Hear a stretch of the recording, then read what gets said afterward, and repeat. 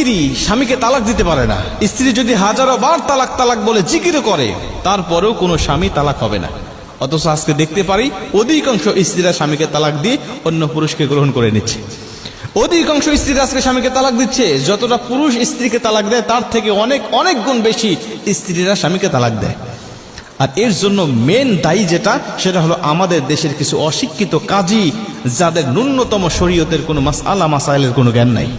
এরা ঘুষ দিয়ে চাকরি নিয়েছে, ঘুষ দিয়ে চাকরি নিয়েছে, হালালকে হারাম বানায়, হারামকে হালাল বানায়। তারা শুধুমাত্র কিছু টাকা দিয়ে দিবেন হাতে ধরায়া, দেখবেন যে সবকিছু হালাল করে দিয়েছে। শরীয়তের নিয়ম অনুযায়ী তালাক হয়ে গেছে, তালাক হয়ে যাওয়ার পরে আবারও ওই সমস্ত কাজীরা একত্রিত করে তাদেরকে জোড়া লাগিয়ে দিচ্ছে, আবারও সংসারের বৈধতা দিয়ে দিচ্ছে।